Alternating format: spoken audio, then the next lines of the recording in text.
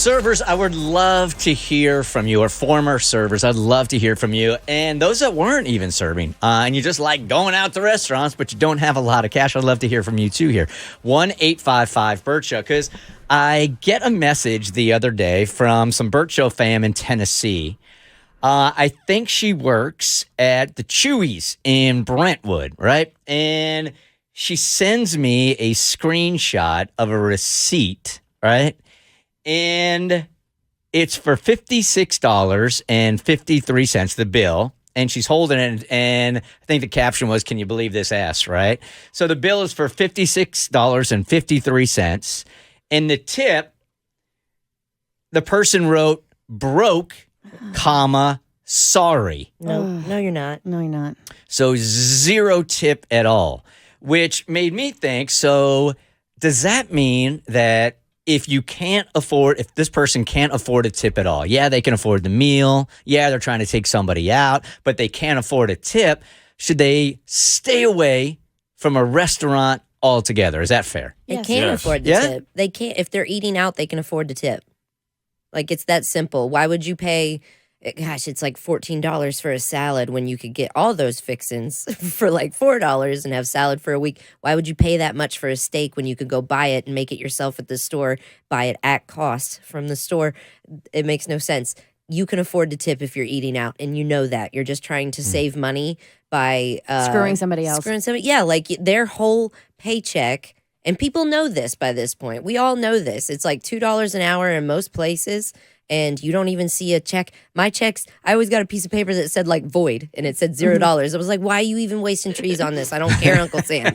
And it was so upsetting. But like you're going out to eat, you can afford to tip if you're paying that much for a steak or anything, and you're using someone whose entire livelihood is based on your gratitude to just be like, nope, I'm going to save money today by screwing you over. Here's Samantha. Hey, Samantha, you work in the industry. If you cannot afford a tip, do you go out, or do you just stay away from a restaurant, go do something else? You do not go to a restaurant that is a sit-down where you're tipping your server. They already do not make enough money as it is to be doing the work that they're doing. The service industry is a hard industry to work in, both the hours. Most people are working 6 to 8 or more without any break at all. And then to have someone order, $100, in this case it was $50 worth of food, and say I'm broke, well, McDonald's would have gotten you a lot more for your $50, and then I would have been working for free. Right. Mm-hmm. I hear you. So let me ask you this, and while I have you on the phone, Samantha, let's say, yeah, they're really struggling as far as cash goes, so they can't leave 20%. What if they leave you $5 and write something like, "That's all I can afford, sorry." So now it's a 10% tip, not a 20% tip. Then are they entitled to go to the restaurant?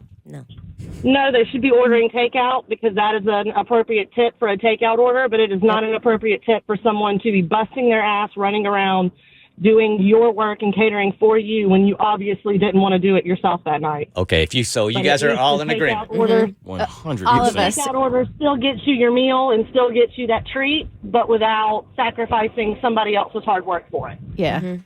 Every single, Davi, Mo, myself, all worked in the service industry. Yep. We were all servers. If you can't afford to tip, you don't need to go out to a restaurant, period. I'm not sure, because you guys educated me on this a couple of months ago, that people are aware that if you don't tip, then that money comes actually out of the server's pocket at the end of the night, right? Right, because at A lot of TGI times. Fridays, at TGI Fridays, I had to tip at the end of the night. I had to tip out the bartenders, and I had to tip out the bussers.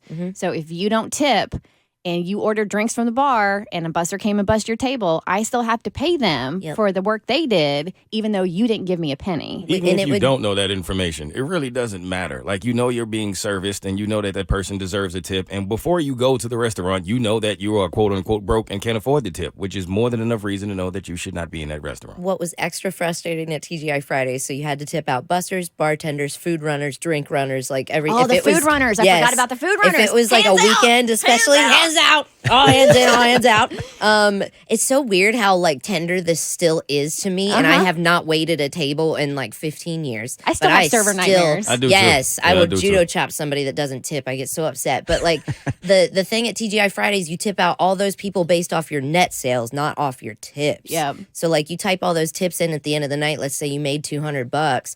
but your like you sold so many steaks and it's like thousands of dollars. So you tip based off of the net sales, not the money you made. So at the end of the night, if somebody gives you $0 on a $50, $60 tab and it should have been 12, then you're paying the bussers, food runners, everybody, and you got nothing. So you paid for that table to eat.